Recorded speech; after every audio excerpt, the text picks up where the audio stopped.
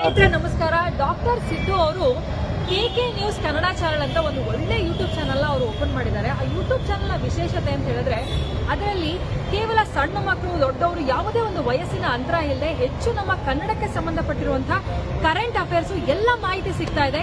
ದಯವಿಟ್ಟು ಹೆಚ್ಚಿನ ಸಂಖ್ಯೆಯಲ್ಲಿ, ಅದರಲ್ಲೂ ನನ್ನ ಯುವ ಸ್ನೇಹಿತರು ಹೆಚ್ಚಿನ ಸಂಖ್ಯೆಯಲ್ಲಿ ಯೂಟ್ಯೂಬ್ ಚಾನಲ್ನ ಸಬ್ಸ್ಕ್ರೈಬ್ ಆಗಿ ಫಾಲೋ ಮಾಡಿ ಹೆಚ್ಚು ಕನ್ನಡ ಪರ ಜ್ಞಾನವನ್ನ ಬೆಳೆಸ್ಕೊಳ್ಳಿ ಅಂತ ಹೇಳೋದಕ್ಕೆ ಇಷ್ಟಪಡ್ತೀನಿ.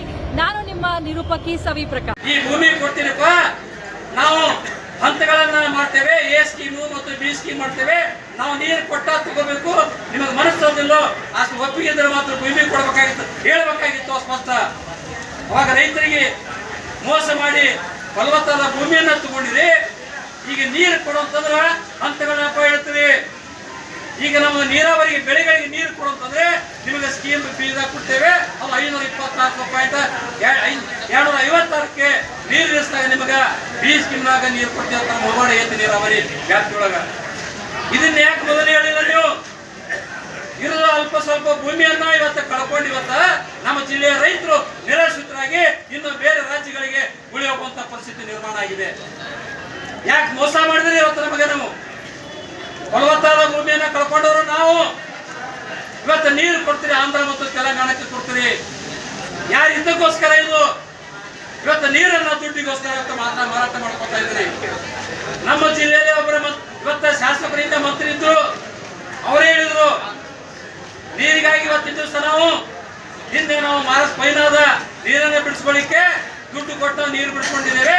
ಈಗ ದುಡ್ಡು ಕೊಟ್ಟು ಅವ್ರ ಕಡೆಯಿಂದ ತಗೊಂಡು ನಾವು ನೀರನ್ನ ಬಿಡಬೇಕಾಗ್ತದೆ ತಿಳ್ಕೊಂಡು ಡಗಾರಂಗರವಾಗಿ ಹೇಳಿದ್ದಾರೆ. ಅಂದ್ರೆ ಇವತ್ತ ನೀರನ್ನ ಮಾರಿಕೊಂಡು ಇವತ್ತು ಹಣವನ್ನು ಗಳಿಸ್ತಾ ಇದ್ದಾರೆ ನಾವು ಆಯ್ಕೆ ಮಾಡ್ಕೊಂಡಿರ್ತಕ್ಕಂಥ ಜನಪ್ರತಿನಿಧಿಗಳು. ಸ್ವಲ್ಪ ನಾಚಿಕೆ ಮಾನ ಮರ್ಯಾದೆ ಐತ ನಮ್ಮ ಜಿಲ್ಲೆಯಲ್ಲಿರ್ತಕ್ಕಂಥ ಜನಪ್ರತಿನಿಧಿಗಳಿಗೆ?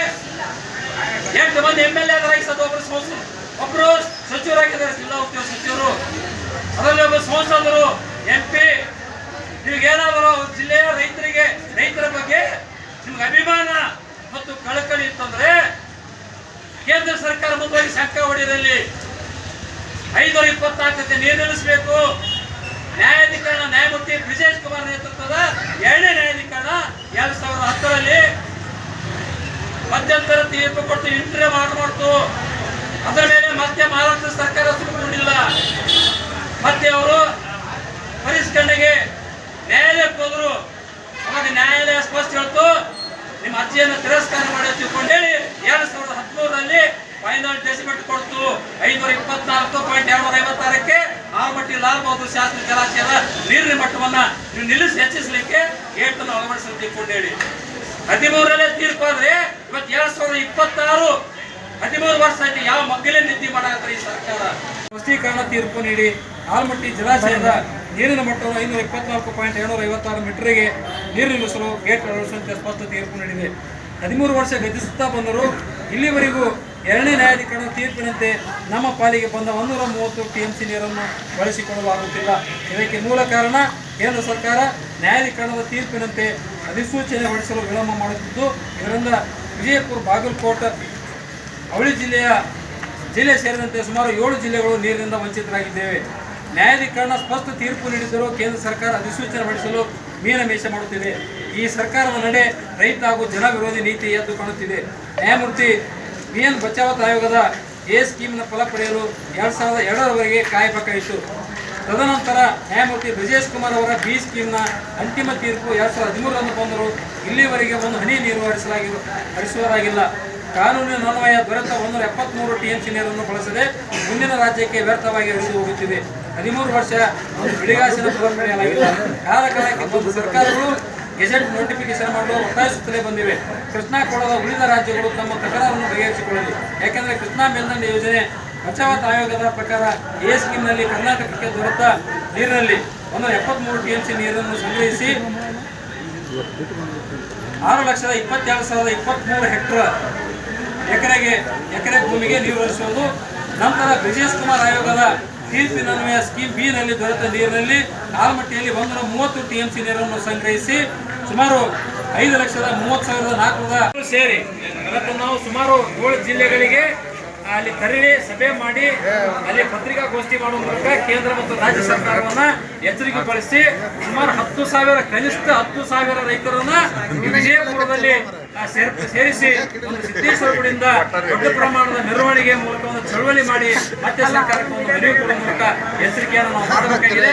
ಆ ನಿಟ್ಟಿನಲ್ಲಿ ಮುಂದೆ ನಾವು ಯಾವ ತೀರ್ಮಾನ ತೆಗೆದುಕೊಂಡು ಆ ಸಮಿತಿಯನ್ನು ನಮ್ಮ ಕೃಷ್ಣಾಕೊಳ್ಳ ಜಲ ಸಂರಕ್ಷಣಾ ಹೋರಾಟ ಸಮಿತಿ ಏನ್ ತೀರ್ಮಾನ ತಗೋತಿದೆ ಆ ತೀರ್ಮಾನ ಪ್ರಕಾರ ತಮಗೆಲ್ಲವೂ ತಿಳಿಸ್ತೇವೆ. ಆ ಸಂದರ್ಭದಲ್ಲಿ ಎಲ್ಲಾ ರೈತರು ಏನಿವತ್ತು ಬಿಜಾಪುರಕ್ಕೆ ಬರ್ಬೇಕಾದ್ರೆ ಏನು 1,000 ರೂಪಾಯಿ ಖರ್ಚಾಗಂಗಿಲ್ಲ, ಬರಬೇಕು ದೊಡ್ಡ ಮನಸ್ಸು ಮಾಡಕ್ಕೆ. ರೈತರ ಸಲುವಾಗಿ ನಾವು ಹೋರಾಟ ಮಾಡ್ತೀವಿ. ನೀರಿಗೋಸ್ಕರ ನಿಮಗೆಲ್ಲ ನೀರು ಕೊಡಿಸ್ಬೇಕು, ನಿಮಗೆ ನ್ಯಾಯ ಸಿಗಬೇಕು, ನೀವು ಸಾಲ ಮುಟ್ಟಬೇಕು, ನೀವು ನೆಮ್ಮದಿಯಿಂದ ಬದುಕಬೇಕು ನಿಮ್ಮ ಕುಟುಂಬಗಳಂತ ತಿಳ್ಕೊಂಡು ಹೇಳಿ ಇವತ್ತು ನಾವು ಬೀದಿಗೆ ಬಿದ್ದು ನಮ್ಮ ಜೀವನವನ್ನೇ ಒತ್ತಿಟ್ಟು ಇವತ್ತು ಹೋರಾಟ ಮಾಡ್ತಾ ಇದ್ದೇವೆ. ತಮ್ಮ ಸಲುವಾಗಿ ನಾವು ಹೆಚ್ಚಿನ ಸಂಖ್ಯೆಯಲ್ಲಿ ಮುಂದಿನ ದಿನಮಾನದಲ್ಲಿ ಕರೆದಾಗ ನಾವೆಲ್ಲ ಬರಬೇಕು, ನಮ್ಮ ಸ್ವಂತ ಖರ್ಚಿಂದ ಬರಬೇಕು. ಇದು ಯಾವುದೇ ಹೋರಾಟದ ಯಾವುದೇ ರಾಜಕೀಯ ಪಕ್ಷ ಅಲ್ಲ. ಇದು ಕೃಷ್ಣಾಕೊಳ್ಳ ಹೋರಾಟ ಸಮಿತಿ ರೈತರಿಂದ ಒಳಗೊಂಡಂಥದ್ದು ವಿವಿಧ ಸಂಘಟನೆಗಳ ಒಂದು ಮುಖಂಡರ ನೇತೃತ್ವದಲ್ಲಿ ಸಮಿತಿ ಆಗ್ಯದ. ರಿಟೈರ್ಡ್ ಜಡ್ಜ್ಗಳಿದ್ದಾರೆ, ನೀರಾವರಿ ತಜ್ಞರ ಅವ್ರ ಒಳಗೊಂಡಂತೆ ಸಮಿತಿ ಮಾಡಿದ್ದೇವೆ. ಅದಕ್ಕೆ ತಮ್ಮ ಏಳಿಗೆಗೋಸ್ಕರ ತಮ್ಮ ಬದುಕಿನ ಸಲುವಾಗಿ ಇದು ಹೋರಾಟದ ಹೊರತಾಗಿ ಇದ್ಯಾವ ರಾಜಕೀಯ ಅಲ್ಲ. ಆ ಕಾರಣಕ್ಕಾಗಿ ನಿಮ್ಮ ಸ್ವಂತ ಖರ್ಚಿಂದೇ ಬರಬೇಕು. ನಾಳೆ ಮುಂದಿನ ದಿನ ಬರಬೇಕಾದ್ರೆ ಆ ಕಾರಣಕ್ಕಾಗಿ ಎಲ್ಲರ ಸಹಕಾರ ಕೊಟ್ಟು ಒಟ್ಟಾರೆ ಆಲಮಟ್ಟಿ ಜಲಾಶಯದ ನೀರಿನ ಮಟ್ಟವನ್ನ ನ್ಯಾಯಾಧೀಕರಣ ತೀರ್ಪಿನಂತೆ ನೀರಿನ ಮಟ್ಟ ಹೆಚ್ಚಿಸಿ ಹುಳಿ ಜಿಲ್ಲೆಯ ನಮ್ಮ ರೈತರ ಜಮೀನುಗಳಿಗೆ ಸಮಗ್ರವಾಗಿ ನೀರಾವರಿ ಮಾಡಿಕೊಂಡು ನಾವು ಯಶಸ್ವಿಯಾಗಬೇಕಂತ ಮಾತನ್ನ ಈ ಸಂದರ್ಭದಲ್ಲಿ ಹೇಳ್ತಾ ಬೇಕೇ ಬೇಕು. ಆಲಮಟ್ಟಿ ಜಲಾಶಯದ ನೀರಿನ ಮಟ್ಟವನ್ನು 524ಕ್ಕೆ ನಿಲ್ಲಿಸಲೇಬೇಕು. ನ್ಯಾಯಾಧೀಕರಣ ತೀರ್ಪನ್ನು ಉಲ್ಲಂಘಿಸಿದ ರಾಜ್ಯ ಕೇಂದ್ರ ಸರ್ಕಾರಕ್ಕೆ ಬೇಕೇ ಬೇಕು. ಬೇಕೇ ಬೇಕು. ನ್ಯಾಯಾಲಯದ ಆದೇಶವನ್ನು ಉಲ್ಲಂಘಿಸಿ ಹುಳಿ ಜಿಲ್ಲೆಯ ರೈತರನ್ನು ಹಾಳು ಮಾಡಿದ ಕೇಂದ್ರ ಹಾಗೂ ರಾಜ್ಯ ಸರ್ಕಾರಕ್ಕೆ ಲಕ್ಷಾಂತರ ಎಕರೆ ಜಮೀನನ್ನು ಕಳೆದುಕೊಂಡು ಬೀದಿ ಪಾಲಾದ ರೈತರಿಗೆ ನ್ಯಾಯ ಕೊಡುವ ಕೇಂದ್ರ ಹಾಗೂ ರಾಜ್ಯ ಸರ್ಕಾರಕ್ಕೆ ಹುಳಿ ಜಿಲ್ಲೆಯ ರೈತರಿಗೆ ನೀರು ಕೊಡುವ ರಾಜ್ಯ ಹಾಗೂ ಕೇಂದ್ರ ಸರ್ಕಾರಕ್ಕೆ